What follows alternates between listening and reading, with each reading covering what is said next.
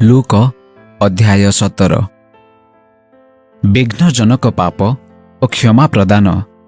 से आपणा शिष्य मानंकु कहिले, विघ्न जे न घटिब यह असंभव, किंतु जहा द्वारा ताहा घटिब हाय से दंडर पात्र। एही सान पिलामानंक मध्यरु जनकर विघ्नर कारण हेबा अपेक्षा बरं ताहा बेकरे गोटे चकी पथर टंगा जाई ताहाकु समुद्र रे पकाई दिया जाइथिले ताहा पाई भलो होई थांता। तुम्भे माने निज निज विषय रे सावधान होई थाओ। जदि तुम्भ भाई पाप करे तेबे ताहाकु अनुजोग कर, आउ से जदि मन परिवर्तन करे तेबे ताहाकु क्षमा दियो। पुणी जदि से दिन भितरे 7 थर तुम्भ विरुद्धरे पाप करे ओ 7 थर तुम्भ निकटकु फेरी आसी मु मन परिवर्तन करूअछि बोली कहे तेबे ताहाकु क्षमा कर। विश्वासर वृद्धि। सेथिरे प्रेरित माने प्रभुंकु कहिले, आंभ मानंकर विश्वास बढ़ाई दियंतु। प्रभु कहिले, जदि गोटे सोरिष दाना परि तुम्भ मानंकर विश्वास थाए ताहा हेले एही तुतकोଳି गछकु तु समूले उपुड़ा जाई समुद्र रे रोपित हुओ बोली कहिले ताहा तुम्भ मानंकर आज्ञा मानिब। दासर कर्तव्य। किंतु तुम्भ मानंक मध्यरे एपरि लोक किए अछि जाहार दास हल बुलाई किंबा पशु चराई खेतरु आसिले से ताहाकु कहिब, एही क्षणी आसी खाई बस। से कौन बरं ताहाकु कहिब नाही, मोहर खाइबार ठीक कर, पुणी मु खियापिया शेष न करिबा पर्यंत अंटा बांधी मोहर सेवा कर, ताहापरे तू खियापिया करिबु। दास आदेश अनुसारे काम करिबारु से कौन ताहाकु धन्यवाद दिए? सेही प्रकारे तुम्भे माने मध्य आदेश अनुसारे सबु काम कला परे कुह, आम्भे माने अकर्मणीय दास, जहा कर्तव्य केवल ताहा करिअछु। 10 कुष्ठींकु जीशुंक सुस्थता। से जेरुसालेम सहर को यात्रा करिबा समय रे समीरण और गालिली मध्य देई जाउथिले। आउ जीशु कौनसी गोटे ग्राम रे प्रवेश करन्ते 10 जन कुष्ठ रोगी ताहांक सहित साक्षात कले। सेमाने दूर रे ठिया होई उच्च स्वर रे कहिले, हे जीशु, हे गुरु, आंभ मानंकु दया करंतु। पुणी से सेमानंकु देखि कहिले, तुम्भे माने जाई निज निजकु याजक मानंकु देखाओ। आउ सेमाने जाऊ जाऊ सूची हेले। किंतु सेमानंक मध्यरु जणे निजकु सुस्थ होइथिबा देखि उच्च स्वर रे ईश्वरंक महिमा कीर्तन करू करू फेरी आसी जीशुंक चरण तळे उबुड़ होई ताहांकर धन्यवाद करिबाकु लागिला।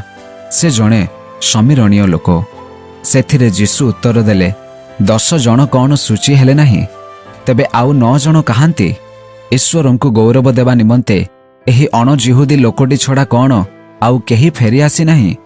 पुणी से ताहाकु कहिले, उठी जाओ, तुम्भर विश्वास तुम्भकु सुस्थ करिअछि। ईश्वरंक राज्यर आगमन।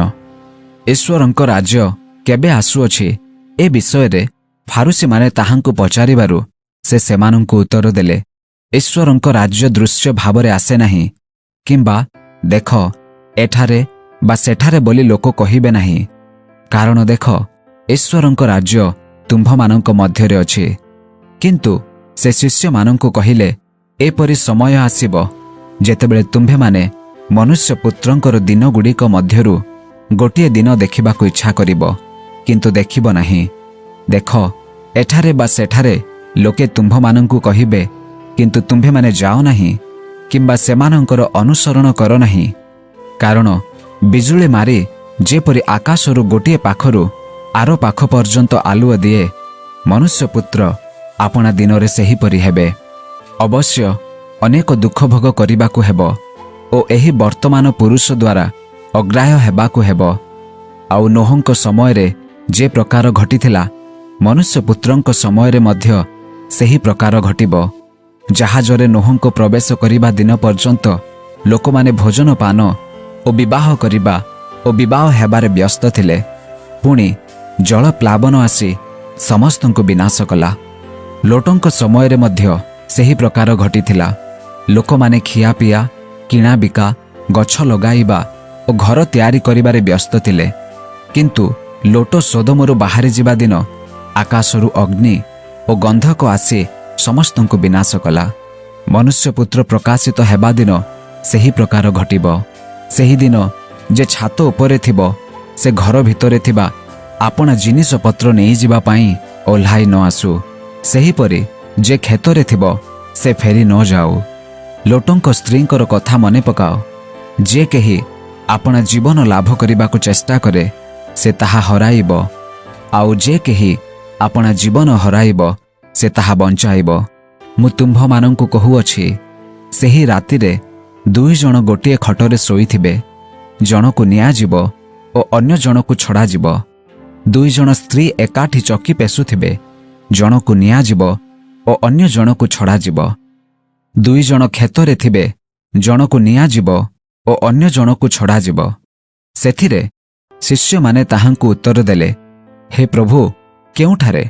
ସେ ସେମାନଙ୍କୁ କହିଲେ, ଯେଉଁଠାରେ ଶବ ସେହିଠାରେ ଶାଗୁଣାଗୁଡ଼ାକ ମଧ୍ୟ ଏକାଠି ହେବେ। ଲୁକ ଅଧ୍ୟାୟ 18। ବିଧବା ଓ ବିଚାରକର୍ତ୍ତାଙ୍କ ଦୃଷ୍ଟାନ୍ତ। କ୍ଳାନ୍ତ ନ ହୋଇ ସର୍ବଦା ପ୍ରାର୍ଥନା କରିବା ଯେ କର୍ତ୍ତବ୍ୟ, ଏହି ବିଷୟରେ ଯୀଶୁ ଶିଷ୍ୟମାନଙ୍କୁ ଦୃଷ୍ଟାନ୍ତ ଦେଇ କହିଲେ, ଗୋଟିଏ ନଗରରେ ଜଣେ ବିଚାରକର୍ତ୍ତା ଥିଲେ। ସେ ଈଶ୍ୱରଙ୍କୁ ଭୟ କରୁନଥିଲେ କି ମନୁଷ୍ୟକୁ ମାନୁନଥିଲେ। ସେହି ନଗରରେ ଜଣେ ବିଧବା ଥିଲା। ତାହା ପ୍ରତି ଅନ୍ୟାୟ କରିଥିବା ଲୋକ ବିରୁଦ୍ଧରେ ବିଚାର ନିଷ୍ପତ୍ତି କରିବା ପାଇଁ ସେ ଥରକୁ ଥର ବିଚାରକର୍ତ୍ତାଙ୍କ ନିକଟକୁ ଯାଇ କହୁଥିଲା, ଆଉ ସେ କେତେ ସମୟ ପର୍ଯ୍ୟନ୍ତ ସହମତ ହେଉନଥିଲେ। କିନ୍ତୁ ପରେ ସେ ମନେ ମନେ କହିଲେ, ଯଦିବା ମୁଁ ଈଶ୍ୱରଙ୍କୁ ଭୟ କରେ ନାହିଁ କିମ୍ବା ମନୁଷ୍ୟକୁ ମାନେ ନାହିଁ, ତଥାପି ଏହି ବିଧବାଟା ମୋତେ କଷ୍ଟ ଦେଉଥିବାରୁ ମୁଁ ତାହା ପ୍ରତି କରାଯାଇଥିବା ଅନ୍ୟାୟର ବିଚାର କରିବି, ନହିଲେ ସେ ସବୁବେଳେ ଆସି ମୋତେ ବ୍ୟତିବ୍ୟସ୍ତ କରୁଥିବ। ସେଥିରେ ପ୍ରଭୁ କହିଲେ, ଏହି ଅଧାର୍ମିକ ବିଚାରକର୍ତ୍ତା କ'ଣ କହୁଅଛନ୍ତି ତାହା ଶୁଣ। ତେବେ ଈଶ୍ୱରଙ୍କର ଯେଉଁ ମନୋନୀତ ଲୋକମାନେ ଦିନ ରାତି ତାହାଙ୍କୁ ଡାକୁଥାନ୍ତି, ସେ କି ସେମାନଙ୍କର ପ୍ରତି କରାଯାଇଥିବା ଅନ୍ୟାୟର ପ୍ରତିକାର କରିବେ ନାହିଁ? ଯଦ୍ୟପି ସେ ସେମାନଙ୍କ ଶତ୍ରୁମାନଙ୍କ ପ୍ରତି ଦୀର୍ଘ ସହିଷ୍ଣୁ ଅଟନ୍ତି। ମୁଁ ତୁମ୍ଭମାନଙ୍କୁ କହୁଅଛି, ସେ ଶୀଘ୍ର ସେମାନଙ୍କ ପ୍ରତି କରାଯାଇଥିବା ଅନ୍ୟାୟର ପ୍ରତିକାର କରିବେ। ତଥାପି ମନୁଷ୍ୟପୁତ୍ର ଆସି ପୃଥିବୀରେ କ'ଣ ବିଶ୍ୱାସ ଦେଖିବେ? ଫାରୁସୀ ଓ କରଗ୍ରାହୀର ଦୃଷ୍ଟାନ୍ତ। ନିଜ ନିଜକୁ ଧାର୍ମିକ ମନେକରି ଅନ୍ୟ ସମସ୍ତଙ୍କୁ ତୁଚ୍ଛ କରୁଥିବା କେତେକ ଆତ୍ମନିର୍ଭରଶୀଳ ଲୋକଙ୍କୁ ସେ ଏହି ଦୃଷ୍ଟାନ୍ତ ମଧ୍ୟ କହିଲେ। 2 ଜଣ ଲୋକ ପ୍ରାର୍ଥନା କରିବା ନିମନ୍ତେ ମନ୍ଦିରକୁ ଗଲେ, ଜଣେ ଫାରୁସୀ ଓ ଅନ୍ୟ ଜଣକ କରଗ୍ରାହୀ। ଫାରୁସୀ ଠିଆ ହୋଇ ଆପଣା ନିକଟରେ ଏହି ପ୍ରକାର ପ୍ରାର୍ଥନା କରିବାକୁ ଲାଗିଲେ, ହେ ଈଶ୍ୱର, ମୁଁ ତୁମ୍ଭକୁ ଧନ୍ୟବାଦ ଦେଉଅଛି ଯେ ମୁଁ ଅନ୍ୟ ସମସ୍ତ ଲୋକଙ୍କ ପରି ଅତ୍ୟାଚାରୀ, ଅଧାର୍ମିକ, ବ୍ୟଭିଚାରୀ କିମ୍ବା ଏହି କରଗ୍ରାହୀ ପରି ସୁଦ୍ଧା ନୁହେଁ। ମୁଁ ସପ୍ତାହରେ 2 ଥର ଉପବାସ କରିଥାଏ ଓ ମୋହର ସମସ୍ତ ଆଦାୟର ଦଶମାଂଶ ଦେଇଥାଏ।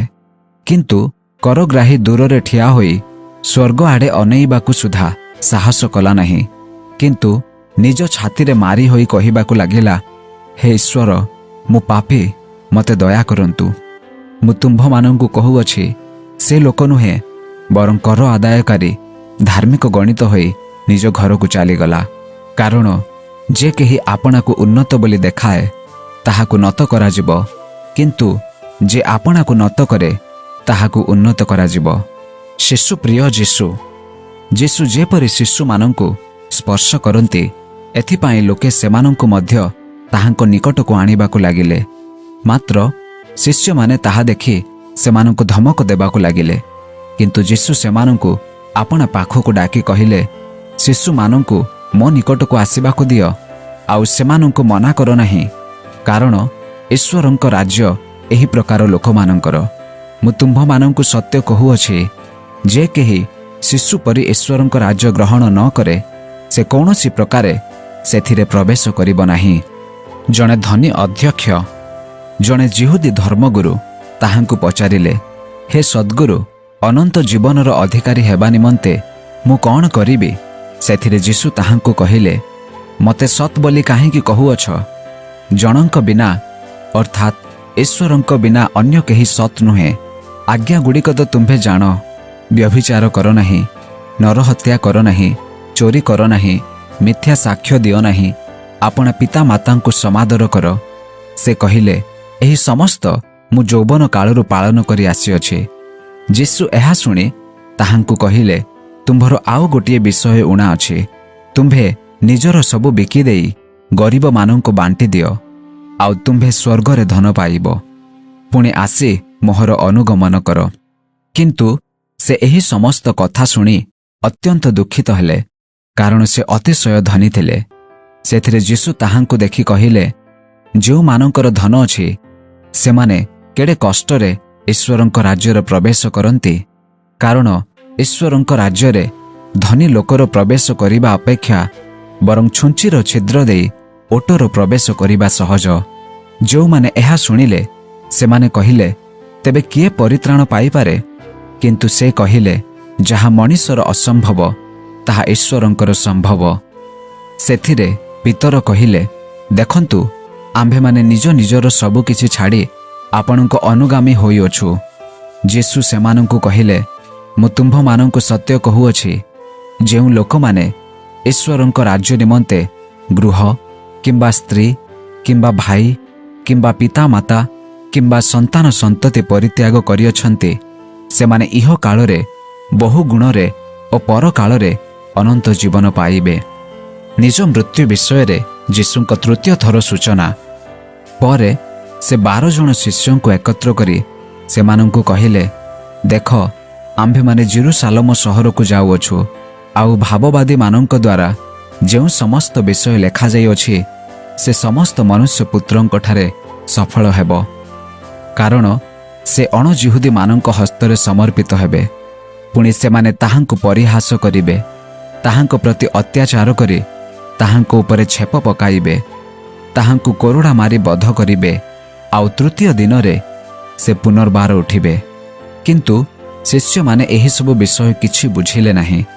ଏହି ବାକ୍ୟ ସେମାନଙ୍କଠାରୁ ଗୁପ୍ତ ହୋଇ ରହିଲା। ପୁଣି ଯାହା କୁହାଯାଉଥିଲା ସେସବୁ ବୁଝୁନଥିଲେ। ଅନ୍ଧ ଭିକ୍ଷୁକକୁ ଦୃଷ୍ଟିଦାନ। ସେ ଜିରିହୋର ନିକଟବର୍ତ୍ତୀ ହେଉଥିବା ସମୟରେ ଜଣେ ଅନ୍ଧ ବାଟ ପାଖରେ ବସି ଭିକ ମାଗୁଥିଲା। ସେ ଲୋକମାନଙ୍କ ଯାଉଥିବାର ଶବ୍ଦ ଶୁଣି କଥା କ'ଣ ବୋଲି ପଚାରିବାକୁ ଲାଗିଲା। ସେମାନେ ତାହାକୁ କହିଲେ, ନାଜରେତୀୟ ଯୀଶୁ ଏହି ବାଟ ଦେଇ ଯାଉଅଛନ୍ତି।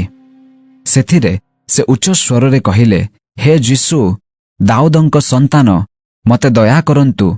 ମାତ୍ର ଆଗରେ ଯାଉଥିବା ଲୋକମାନେ ତାହାଙ୍କୁ ତୁନି ହେବା ପାଇଁ ଧମକ ଦେବାକୁ ଲାଗିଲେ। କିନ୍ତୁ ସେ ଆହୁରି ଅଧିକ ଉଚ୍ଚ ସ୍ୱରରେ କହିବାକୁ ଲାଗିଲା, ହେ ଦାଉଦଙ୍କ ସନ୍ତାନ, ମୋତେ ଦୟା କରନ୍ତୁ। ସେଥିରେ ଯୀଶୁ ଠିଆ ହୋଇ ଅନ୍ଧକୁ ଆପଣା ନିକଟକୁ ଆଣିବା ପାଇଁ ଆଦେଶ ଦେଲେ। ଯେତେବେଳେ ଅନ୍ଧଟି ପାଖକୁ ଆସିଲା, ଯୀଶୁ ତାହାକୁ ପଚାରିଲେ, ମୁଁ ତୁମ୍ଭ ପାଇଁ କ'ଣ କରିବି ବୋଲି ତୁମ୍ଭେ ଇଚ୍ଛା କରୁଅଛ? ଅନ୍ଧ କହିଲା, ହେ ପ୍ରଭୁ, ମୁଁ ଯେପରି ଦେଖିପାରିବି। ଯୀଶୁ ତାହାକୁ କହିଲେ, ଦୃଷ୍ଟି ପାଅ, ତୁମ୍ଭର ବିଶ୍ୱାସ ତୁମ୍ଭକୁ ସୁସ୍ଥ କରିଅଛି। ସେହି କ୍ଷଣି ସେ ଦେଖିପାରିଲେ ଏବଂ ଈଶ୍ୱରଙ୍କ ମହିମା କୀର୍ତ୍ତନ କରୁ କରୁ ତାହାଙ୍କ ପଛେ ପଛେ ଚାଲିବାକୁ ଲାଗିଲେ ଏବଂ ଲୋକ ସମସ୍ତେ ତାହା ଦେଖି ଈଶ୍ୱରଙ୍କ ପ୍ରଶଂସା କଲେ। ଲୁକ ଅଧ୍ୟାୟ 19। ଯୀଶୁ ଓ ଯକ୍ଷିୟ। ପରେ ଯୀଶୁ ଜିରିହୋରେ ପ୍ରବେଶ କରି ତାହା ମଧ୍ୟ ଦେଇ ଯାଉଥିଲେ।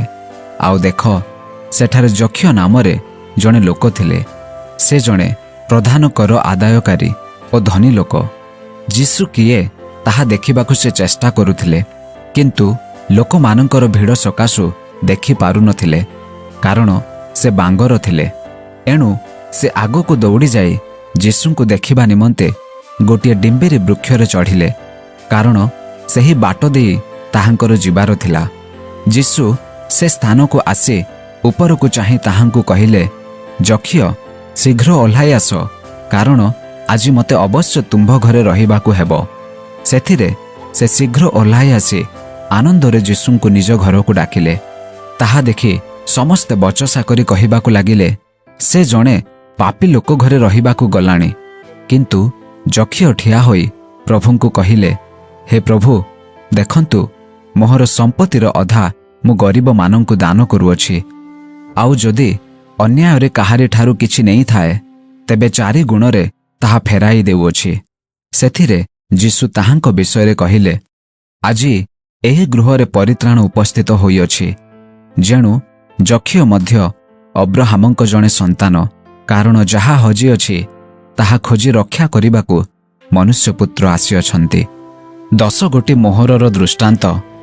ଲୋକମାନେ ଏହି କଥା ସବୁ ଶୁଣିବା ସମୟରେ ସେ ଆହୁରି ଗୋଟିଏ ଦୃଷ୍ଟାନ୍ତ କହିଲେ, କାରଣ ସେ ଜେରୁସାଲେମ ସହରର ନିକଟବର୍ତ୍ତୀ ହୋଇଥିଲେ ଓ ଈଶ୍ୱରଙ୍କ ରାଜ୍ୟ ଅତି ଶୀଘ୍ର ପ୍ରକାଶ ପାଇବ ବୋଲି ସେମାନେ ମନେ କରୁଥିଲେ। ଏଣୁ ସେ କହିଲେ, ଜଣେ ଉଚ୍ଚ ବଂଶର ବ୍ୟକ୍ତି ଆପଣା ନିମନ୍ତେ ରାଜପଦ ଗ୍ରହଣ କରି ଫେରି ଆସିବା ନିମନ୍ତେ ଦୂର ଦେଶକୁ ଯାତ୍ରା କଲେ। ସେ ଆପଣାର 10 ଜଣ ଦାସଙ୍କୁ ଡାକି ସେମାନଙ୍କୁ 10 ଗୋଟି ମୋହର ଦେଇ କହିଲେ, ମୋହର ଆସିବା ପର୍ଯ୍ୟନ୍ତ ବେପାର କର। କିନ୍ତୁ ତାହାଙ୍କ ଦେଶବାସୀମାନେ ତାହାଙ୍କୁ ଘୃଣା କରୁଥିଲେ। ଆଉ ସେମାନେ ତାହାଙ୍କ ପଛରେ ଦୂତ ପଠାଇ କହିଲେ, ଏ ଲୋକ ଯେ ଆମ୍ଭମାନଙ୍କ ଉପରେ ଶାସନ କରିବ, ଏହା ଆମ୍ଭମାନଙ୍କ ଇଚ୍ଛା ନାହିଁ। ପରେ ସେ ରାଜପଦ ପ୍ରାପ୍ତ ହୋଇ ଫେରି ଆସିଲେ। ଯେଉଁ ଦାସମାନଙ୍କୁ ଧନ ଦେଇଥିଲେ ସେମାନଙ୍କ ମଧ୍ୟରେ ବେପାର କରି କିଏ କେତେ ଲାଭ କରିଅଛି ତାହା ଜାଣିବା ନିମନ୍ତେ ସେମାନଙ୍କୁ ଆପଣା ନିକଟକୁ ଡାକି ଆଣିବା ପାଇଁ ଆଦେଶ ଦେଲେ। ସେଥିରେ ପ୍ରଥମ ଜଣକ ଆସି କହିଲା, ପ୍ରଭୁ, ଆପଣଙ୍କ ମୋହର ଆଉ 10 ଗୋଟି ମୋହର ଲାଭ କରିଅଛି। ସେ ତାହାକୁ କହିଲେ, ବେଶ୍, ଉତ୍ତମ ଦାସ, ତୁମ୍ଭେ ଅତି ଅଳ୍ପ ବିଷୟରେ ବିଶ୍ୱସ୍ତ ହୋଇଥିବାରୁ 10 ଗୋଟି ନଗର ଉପରେ ଅଧିକାର ପ୍ରାପ୍ତ ହୁଅ।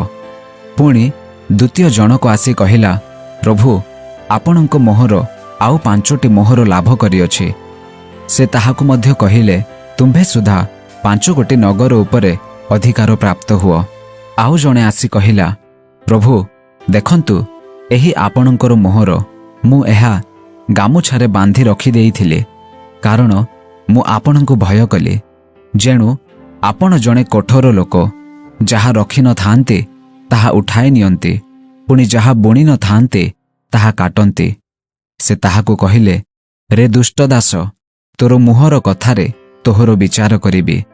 ମୁଁ ଜଣେ କଠୋର ଲୋକ, ଯାହା ରଖିନଥାଏ ତାହା ଉଠାଇ ନିଏ, ପୁଣି ଯାହା ବୁଣି ନଥାଏ ତାହା କାଟେ। ଏହା କ'ଣ ଜାଣିଥିଲୁ? ତେବେ ବ୍ୟାଙ୍କରେ କାହିଁକି ମୋହର ଧନ ରଖିଲୁ ନାହିଁ? ତାହେଲେ ମୁଁ ଆସି ସୁଧ ସହିତ ତାହା ଆଦାୟ କରିଥାନ୍ତି। ପୁଣି ସେ ପାଖରେ ଠିଆ ହୋଇଥିବା ଲୋକମାନଙ୍କୁ କହିଲେ, ଏହାଠାରୁ ଏହି ମୋହର ନେଇଯାଇ ଯାହାର 10 ମୋହର ଅଛି ତାହାକୁ ଦିଅ। ସେଥିରେ ସେମାନେ ତାହାଙ୍କୁ କହିଲେ, ପ୍ରଭୁ, ତାହାର ତ 10 ମୋହର ଅଛି। ମୁଁ ତୁମ୍ଭମାନଙ୍କୁ କହୁଅଛି, ଯେ କୌଣସି ଲୋକର ଅଛି ତାହାକୁ ଅଧିକ ଦିଆଯିବ, କିନ୍ତୁ ଯାହାର ନାହିଁ ତାହା ପାଖରେ ଯାହା ଅଛି ତାହା ହିଁ ତାହାଠାରୁ ନିଆଯିବ। କିନ୍ତୁ ମୋହର ଏହି ଯେଉଁ ଶତ୍ରୁମାନେ ମୁଁ ସେମାନଙ୍କ ଉପରେ ଶାସନ କରେ ବୋଲି ଇଚ୍ଛା କରି ନଥିଲେ, ସେମାନଙ୍କୁ ଏଠାକୁ ଆଣି ମୋହର ସାକ୍ଷାତରେ ହତ୍ୟା କର। ଯୀଶୁଙ୍କ ବିଜୟ ଯାତ୍ରା। ଏହି ସମସ୍ତ କଥା କହି ଯୀଶୁ ଆଗକୁ ଯାଇ ଜେରୁସାଲେମ ଆଡ଼େ ଯାତ୍ରା କରିବାକୁ ଲାଗିଲେ। ଆଉ ଯେତେବେଳେ ସେ ଜିତ ପର୍ବତ ପାଖରେ ଥିବା ବୈତଫାଗି ଓ ବେଥନିଆ ଗ୍ରାମ ନିକଟରେ ଉପସ୍ଥିତ ହେଲେ, ସେତେବେଳେ ସେ ଆପଣା ଶିଷ୍ୟମାନଙ୍କ ମଧ୍ୟରୁ 2 ଜଣଙ୍କୁ ଏହି କଥା କହି ପଠାଇଲେ, ତୁମ୍ଭମାନଙ୍କ ସମ୍ମୁଖରେ ଥିବା ସେହି ଗ୍ରାମକୁ ଯାଅ। ସେଥିରେ ପ୍ରବେଶ କରିବା ସମୟରେ ଯାହା ଉପରେ କେହି କେବେ ବସିନାହିଁ, ଏପରି ଗୋଟିଏ ଗଧ ଛୁଆକୁ ବନ୍ଧା ହୋଇଥିବାର ଦେଖିବ। ତାହାକୁ ଫିଟାଇ ନେଇ ଆସ। ଆଉ ଯଦି କେହି ତୁମ୍ଭମାନଙ୍କୁ କାହିଁକି ଫିଟାଉଅଛ ବୋଲି ପଚାରେ, ତେବେ ଏପରି କହିବ, କାରଣ ଏହାଠାରେ ପ୍ରଭୁଙ୍କର ଆବଶ୍ୟକ ଅଛି। ସେଥିରେ ପଠାଯାଇଥିବା ଲୋକେ ଯାଇ ଯୀଶୁ ସେମାନଙ୍କୁ ଯେପରି କହିଥିଲେ ସେହିପରି ଦେଖିଲେ। ପୁଣି ସେମାନେ ଗଧ ଛୁଆକୁ ଫିଟାଉଥିବା ସମୟରେ ତାହାର ମାଲିକମାନେ ସେମାନଙ୍କୁ ପଚାରିଲେ, କାହିଁକି ଗଧ ଛୁଆକୁ ଫିଟାଉଅଛ? ସେମାନେ କହିଲେ, କାରଣ ଏହାଠାରେ ପ୍ରଭୁଙ୍କର ଆବଶ୍ୟକ ଅଛି।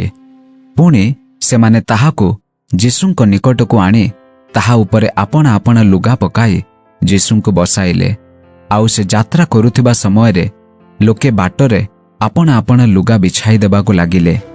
ପୁଣି ସେ ଯେତେବେଳେ ଜିତ ପର୍ବତର ଗଡ଼ାଣି ସ୍ଥାନର ନିକଟବର୍ତ୍ତୀ ହେଲେ, ସେତେବେଳେ ସମୁଦାୟ ଶିଷ୍ୟ ଦଳ ଦେଖିଥିବା ସମସ୍ତ ମହତ୍ତର କାର୍ଯ୍ୟ ନିମନ୍ତେ ଆନନ୍ଦରେ ଉଚ୍ଚସ୍ୱର କରି ଈଶ୍ୱରଙ୍କ ପ୍ରଶଂସା କରୁ କରୁ କହିଲେ, ପ୍ରଭୁଙ୍କ ନାମରେ ଯେଉଁ ରାଜା ଆସୁଅଛନ୍ତି ସେ ଧନ୍ୟ। ସ୍ୱର୍ଗରେ ଶାନ୍ତି ଓ ଊର୍ଦ୍ଧ୍ୱ ଲୋକରେ ମହିମା। ସେଥିରେ ଲୋକମାନଙ୍କ ମଧ୍ୟରୁ କେତେଜଣ ଫାରୁସୀ ତାହାଙ୍କୁ କହିଲେ, ହେ ଗୁରୁ, ଆପଣଙ୍କ ଶିଷ୍ୟମାନଙ୍କୁ ଧମକ ଦିଅନ୍ତୁ। ସେ ଉତ୍ତର ଦେଲେ, ମୁଁ ତୁମ୍ଭମାନଙ୍କୁ କହୁଅଛି, ଏମାନେ ତୁନି ହୋଇ ରହିଲେ ପଥର ଗୁଡ଼ାକ ପାଟି କରିବେ। ଜେରୁସାଲେମ ନିମନ୍ତେ ଯୀଶୁଙ୍କ ବିଳାପ। ଆଉ ଯେତେବେଳେ ସେ ନିକଟକୁ ଆସିଲେ, ସେତେବେଳେ ନଗରକୁ ଦେଖି ତାହା ନିମନ୍ତେ ରୋଦନ କରି କହିଲେ, ତୁ, ହଁ ତୁ ହିଁ ଯଦି ଆଜି ଶାନ୍ତିର ବିଷୟଗୁଡ଼ିକ ଜାଣିଥାନ୍ତୁ, ମାତ୍ର ଏବେ ସେଗୁଡ଼ିକ ତୋ ଦୃଷ୍ଟିରୁ ଗୁପ୍ତ ହୋଇ ରହିଅଛି। ଯେତେବେଳେ ଈଶ୍ୱର ତୋତେ ଉଦ୍ଧାର କରିବାକୁ ଚେଷ୍ଟା କରୁଥିଲେ, ତାହା ତୁ ନ ଜାଣିବା ହେତୁରୁ ଯେଉଁ ସମୟରେ ତୋ ଶତ୍ରୁମାନେ ତୋର ଚାରିଆଡ଼େ ବନ୍ଧ ବାନ୍ଧି ତୋତେ ଘେରି ଅବରୋଧ କରିବେ, ପୁଣି ତୋତେ ଓ ତୋ ମଧ୍ୟରେ ଥିବା ତୋ ସନ୍ତାନମାନଙ୍କୁ ଭୂମିରେ କଚାଡ଼ି ଚୂର୍ଣ୍ଣ କରିବେ, ଆଉ ତୋ ମଧ୍ୟରେ ଗୋଟିଏ ପଥରକୁ ଅନ୍ୟ ଗୋଟିଏ ପଥର ଉପରେ ରହିବାକୁ ଦେବେ ନାହିଁ, ଏପରି ସମୟ ତୋ ଉପରେ ଆସିବ। ଯୀଶୁଙ୍କ ମନ୍ଦିର ପରିଷ୍କାର। ଆଉ ସେ ମନ୍ଦିରରେ ପ୍ରବେଶ କରି ବେପାରୀମାନଙ୍କୁ ବାହାର କରିବାକୁ ଲାଗିଲେ। ଲେଖା ଅଛି, ଆମ୍ଭର ଗୃହ ପ୍ରାର୍ଥନା ଗୃହ ହେବ, କିନ୍ତୁ ତୁମ୍ଭେମାନେ ତାହାକୁ ଦୁଷ୍କର୍ମକାରୀମାନଙ୍କର ବାସସ୍ଥାନ କରିଅଛ। ଆଉ ସେ ପ୍ରତିଦିନ ମନ୍ଦିରରେ ଶିକ୍ଷା ଦେଉଥିଲେ। ମାତ୍ର ପ୍ରଧାନ ଯାଜକ ଓ ଶାସ୍ତ୍ରୀମାନେ ଲୋକଙ୍କର ନେତାମାନଙ୍କ ସହିତ ତାହାଙ୍କୁ ବିନାଶ କରିବାକୁ ଚେଷ୍ଟା କରୁଥିଲେ। କିନ୍ତୁ ଲୋକ ସମସ୍ତେ ଆଗ୍ରହରେ ତାହାଙ୍କ ଶିକ୍ଷା ଶୁଣୁଥିବାରୁ ସେମାନେ କ'ଣ କରିବେ ବୋଲି ସ୍ଥିର କରିପାରୁନଥିଲେ। ଲୁକ ଅଧ୍ୟାୟ 20। ଯୀଶୁଙ୍କ ଅଧିକାରକୁ ଆହ୍ୱାନ। ଏଥିମଧ୍ୟରେ ଦିନେ ଯୀଶୁ ଯେତେବେଳେ ମନ୍ଦିରରେ ଲୋକମାନଙ୍କୁ ଶିକ୍ଷା ଦେଉଥିଲେ ଓ ସୁସମାଚାର ପ୍ରଚାର କରୁଥିଲେ, ସେତେବେଳେ ପ୍ରଧାନ ଯାଜକ ଓ ଶାସ୍ତ୍ରୀମାନେ ପ୍ରାଚୀନମାନଙ୍କ ସହିତ ଆସି ତାହାଙ୍କୁ କହିଲେ, ତୁମ୍ଭେ କେଉଁ ଅଧିକାରରେ ଏ ସମସ୍ତ କରୁଅଛ? ଅବା ଯେ ତୁମ୍ଭକୁ ଏ ଅଧିକାର ଦେଲା, ସେ କିଏ? ଆମ୍ଭମାନଙ୍କୁ କୁହ। କିନ୍ତୁ ସେ ସେମାନଙ୍କୁ ଉତ୍ତର ଦେଲେ, ମୁଁ ମଧ୍ୟ ତୁମ୍ଭମାନଙ୍କୁ ଗୋଟିଏ କଥା ପଚାରିବି। ମୋତେ କୁହ, ଯୋହନଙ୍କର ବାପ୍ତିସ୍ମ ସ୍ୱର୍ଗରୁ ନା ମନୁଷ୍ୟଠାରୁ ଥିଲା? ସେଥିରେ ସେମାନେ ପରସ୍ପର ତର୍କ ବିତର୍କ କରି କହିଲେ, ଯଦି ସ୍ୱର୍ଗରୁ ବୋଲି କହିବୁ, ତାହେଲେ ସେ କହିବେ, ତୁମ୍ଭେମାନେ କାହିଁକି ତାହାଙ୍କୁ ବିଶ୍ୱାସ କଲ ନାହିଁ? କିନ୍ତୁ ଯଦି ମନୁଷ୍ୟଠାରୁ ବୋଲି କହିବୁ, ତେବେ ଲୋକ ସମସ୍ତେ ଆମ୍ଭମାନଙ୍କୁ ପଥର ଫୋପାଡ଼ି ମାରି ପକାଇବେ। କାରଣ ଯୋହନ ଯେ ଜଣେ ଭାବବାଦୀ, ଏହା ସେମାନଙ୍କର ଦୃଢ଼ ବିଶ୍ୱାସ। ଏଣୁ ତାହା କେଉଁଠାରୁ ହେଲା, ଏହା ଜାଣିନାହୁଁ ବୋଲି ସେମାନେ ଉତ୍ତର ଦେଲେ।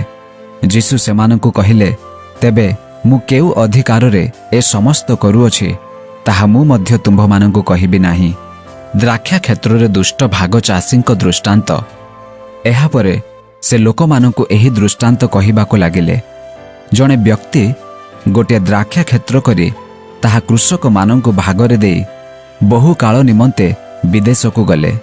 ଆଉ କୃଷକମାନେ ଯେପରି ତାହାଙ୍କୁ ଦ୍ରାକ୍ଷା କ୍ଷେତ୍ରର ଫଳରୁ ଭାଗ ଦିଅନ୍ତି, ଏଥି ନିମନ୍ତେ ସେ ଜଣେ ଦାସକୁ ଉପଯୁକ୍ତ ସମୟରେ ସେମାନଙ୍କ ନିକଟକୁ ପଠାଇଲେ।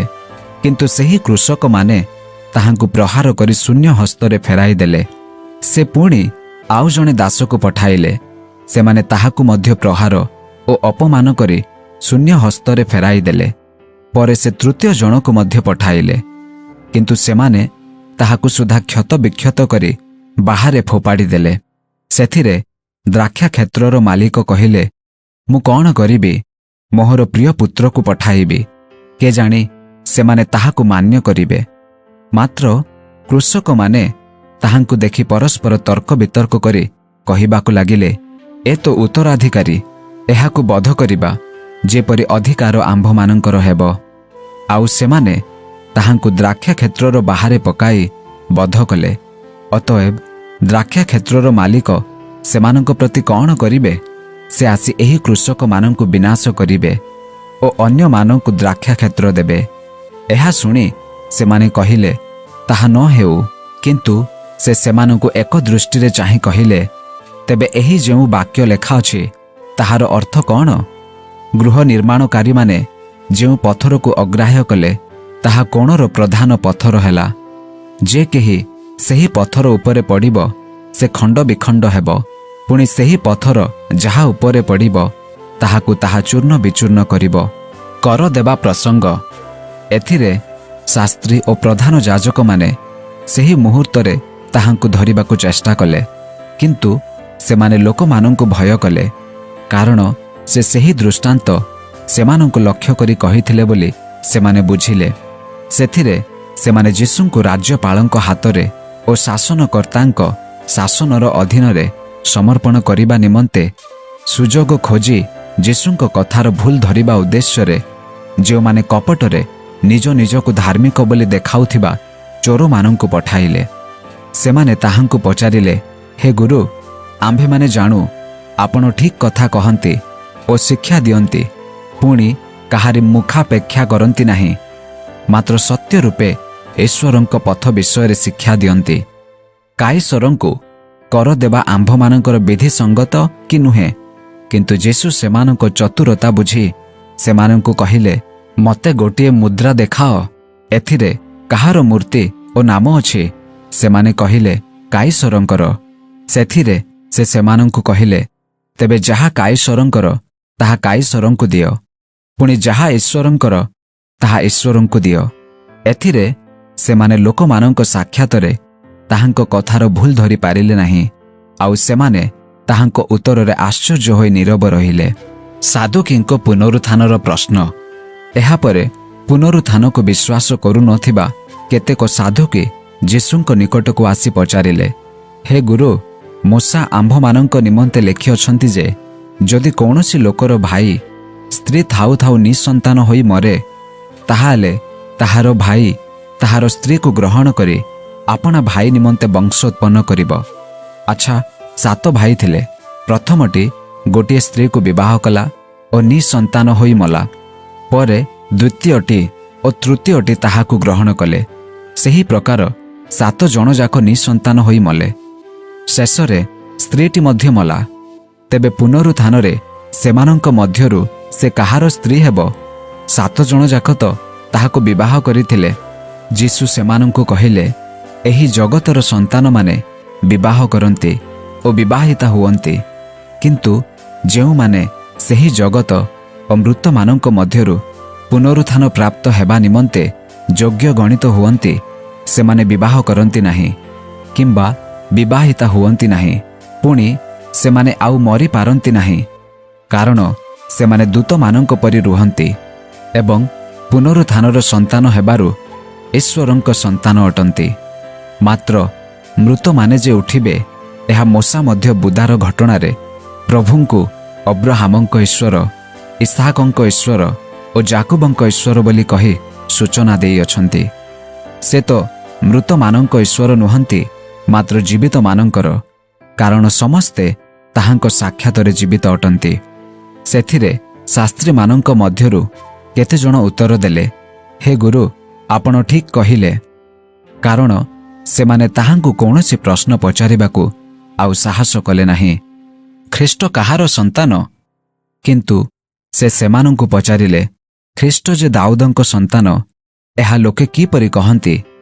କାରଣ ଦାଉଦ ନିଜେ ଗୀତ ସଂହିତା ପୁସ୍ତକରେ କହନ୍ତି, ପ୍ରଭୁ ମୋହର ପ୍ରଭୁଙ୍କୁ କହିଲେ, ଆମ୍ଭେ ଯେ ପର୍ଯ୍ୟନ୍ତ ତୁମ୍ଭର ଶତ୍ରୁମାନଙ୍କୁ ତୁମ୍ଭର ପାଦପୀଠ କରିନାହୁଁ, ସେ ପର୍ଯ୍ୟନ୍ତ ଆମ୍ଭର ଦକ୍ଷିଣରେ ବସିଥାଅ।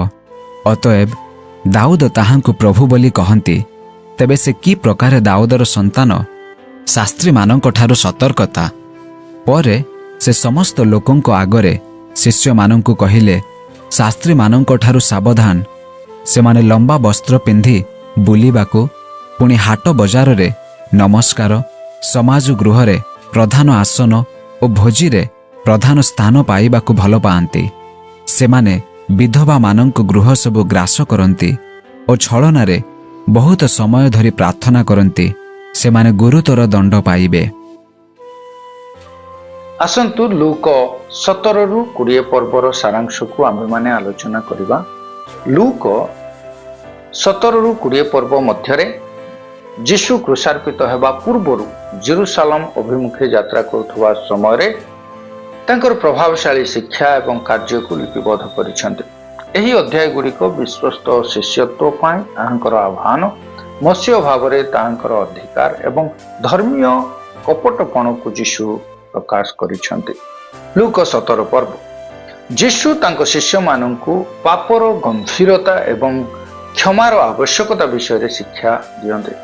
ସେ ଚେତାବନୀ ଦିଅନ୍ତି ଯେ ଅନ୍ୟମାନଙ୍କୁ ଝୁଣ୍ଟିବାର କାରଣ ହେବା ଏକ ଗୁରୁତର ଅପରାଧ ଅଟେ ଏବଂ ସୀମାହୀନ କ୍ଷମା କରିବା ପାଇଁ ମଧ୍ୟ ସେ ଅନୁରୋଧ କରନ୍ତି ବା ଉପଦେଶ ଦିଅନ୍ତି।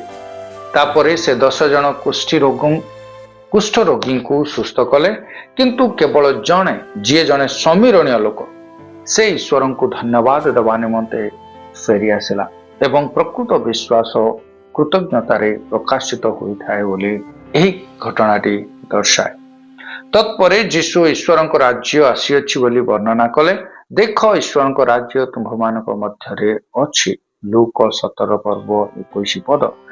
ସେ ଶିକ୍ଷା ଦିଅନ୍ତି ଯେ ତାଙ୍କର ଦ୍ୱିତୀୟ ଆଗମନ ହଠାତ୍ ବିଜୁଳି ପରି ହେବ ଏବଂ ନୋହ ଏବଂ ଲୋଟଙ୍କ ଦିନରେ ଯେପରି ହୋଇଥିଲା ସେପରି ଲୋକମାନେ ସେହି ଦିନ ପାଇଁ ଅପ୍ରସ୍ତୁତ ରହିଥିବାର ଦେଖାଯିବ। ଲୋକମାନେ ଆତ୍ମିକ ଓ ନୈତିକ ଭାବରେ ଅତ୍ୟଧିକ ଭ୍ରଷ୍ଟ ହେବେ। 18 ପର୍ବର ସାରାଂଶ ଏହି ପ୍ରକାର ଆମେ କହିପାରିବା। ଯୀଶୁ ତାଙ୍କ ଶିଷ୍ୟମାନଙ୍କୁ ଧୈର୍ଯ୍ୟଶୀଳ ବିଧବାଙ୍କ ଦୃଷ୍ଟାନ୍ତ ମାଧ୍ୟମରେ ନିରନ୍ତର ପ୍ରାର୍ଥନା ଏବଂ ବିଶ୍ୱାସରେ ସ୍ଥିର ରହିବା ପାଇଁ ଆହ୍ୱାନ ଦେଲେ। ଲୁକ 18 ପର୍ବ 1-8 ପଦ। କ୍ଳାନ୍ତ ନ ହୋଇ ସର୍ବଦା ପ୍ରାର୍ଥନା କରିବା ଯେ କର୍ତ୍ତବ୍ୟ, ଏହି ବିଷୟରେ ଯୀଶୁ ଶିଷ୍ୟମାନଙ୍କୁ ଦୃଷ୍ଟାନ୍ତ ଦେଇ କହିଲେ। ଲୁକ 18 ପର୍ବ 1 ପଦ। ଯୀଶୁ ଜଣେ ଫାରୁସିର ଗର୍ବ ଏବଂ ଜଣେ କରଗ୍ରାହୀର ନମ୍ରତା ବିଷୟରେ ପ୍ରକାଶ କଲେ। ସରଳ ବିଶ୍ୱାସର ଆଦର୍ଶ ଭାବରେ ପିଲାମାନଙ୍କୁ ଆଶୀର୍ବାଦ କଲେ। ଧନର ଅସାରତା ବିଷୟରେ ଜଣେ ଧନୀ ଶାସକକୁ ବା ଧନୀ ଅଧିକାରୀକୁ ଚେତାବନୀ ଦେଲେ।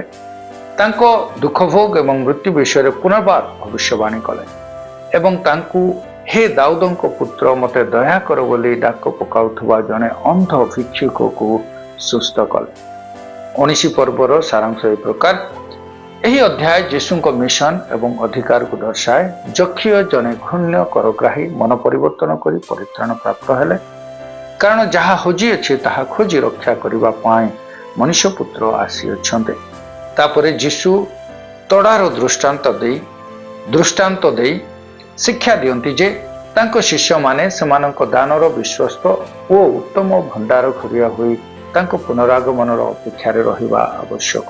ଯେତେବେଳେ ସେ ଜେରୁସାଲେମ ନିକଟକୁ ଆସନ୍ତି, ସେ ଗୋଟିଏ ଗଧ ଉପରେ ଚଢ଼ି ଜେରୁସାଲେମରେ ପ୍ରବେଶ କରିବା ଦ୍ୱାରା ମସିହଙ୍କ ସମ୍ବନ୍ଧୀୟ ଭବିଷ୍ୟବାଣୀକୁ ସଫଳ କଲେ ଏବଂ ସେ ଜେରୁସାଲେମର ଆତ୍ମିକ ଅନ୍ଧତା ପାଇଁ କ୍ରନ୍ଦନ କଲେ ଓ ବିଳାପ କଲେ।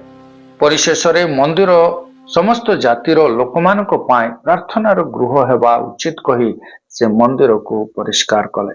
ଆଉ 20 ପର୍ବରେ ତାର ସାରାଂଶକୁ ଆମେ ଏହି ପ୍ରକାର କହିପାରିବା। ମନ୍ଦିର ପରିଷ୍କାରକୁ ନେଇ ସେଠାରେ ଯୀଶୁ ଏବଂ ଜିହୁଦୀ ନେତାମାନଙ୍କ ମଧ୍ୟରେ ବିବାଦ ଉପୁଜିଲା। ଯାଜକ ଏବଂ ଧର୍ମଶାସ୍ତ୍ରଜ୍ଞମାନେ ତାଙ୍କ ଅଧିକାରକୁ ଚ୍ୟାଲେଞ୍ଜ କଲେ, କିନ୍ତୁ ସେ ସେମାନଙ୍କର କପଟପଣକୁ ସ୍ପଷ୍ଟ ଭାବରେ ପ୍ରକାଶ କଲେ। ଯୀଶୁ ଦୁଷ୍ଟ ଭାଗଚାଷୀମାନଙ୍କ ଦୃଷ୍ଟାନ୍ତ କହି ଦର୍ଶାଇଲେ ଯେ ଇସ୍ରାଏଲ କିପରି ଈଶ୍ୱରଙ୍କ ପ୍ରେରିତ ଭାବବାଦୀମାନଙ୍କୁ ପ୍ରତ୍ୟାଖ୍ୟାନ କଲା ଏବଂ ପୁତ୍ରଙ୍କୁ ମଧ୍ୟ ସେହି ପ୍ରକାର ସେ ପ୍ରତ୍ୟାଖ୍ୟାନ କରିବ। ସେ କାଇସରଙ୍କୁ କରଦେବା ସମ୍ବନ୍ଧୀୟ ପ୍ରଶ୍ନର ଉତ୍ତର ଖୁବ୍ ଚତୁରତାର ସହିତ ବୁଦ୍ଧିର ସହିତ ଦେଇ ସେମାନଙ୍କୁ ସମ୍ପୂର୍ଣ୍ଣ ରୂପେ ନିରୁତ୍ତର କରିଦେଲେ ଏବଂ ପୁନରୁତ୍ଥାନ ବିଷୟରେ ସାଧୁକୀମାନଙ୍କର ଭୁଲକୁ ସଂଶୋଧନ କଲେ। ଶେଷରେ ସେ ଶାସ୍ତ୍ରୀମାନଙ୍କର ଗର୍ବ ଏବଂ ଲୋଭକୁ ପ୍ରକାଶ କରି ସେମାନଙ୍କର ଅନୁକରଣ ନ କରିବା ପାଇଁ ତାଙ୍କ ଶିଷ୍ୟମାନଙ୍କୁ ଉପଦେଶ ଦେଲେ। ଏହି ସମସ୍ତ ବିଷୟବସ୍ତୁ ପାଠକମାନଙ୍କୁ ସ୍ମରଣ କରାଇ ଦିଏ ଯେ ଖ୍ରୀଷ୍ଟଙ୍କ ରାଜ୍ୟ ଆତ୍ମିକ ଏବଂ ଅନନ୍ତ। ଏଣୁ ଶିଷ୍ୟମାନଙ୍କୁ ତାଙ୍କ ପୁନରାଗମନ ପର୍ଯ୍ୟନ୍ତ ବିଶ୍ୱସ୍ତ, କୃତଜ୍ଞ ଏବଂ ପବିତ୍ରତାର ଜୀବନ ବଞ୍ଚିବା ଉଚିତ।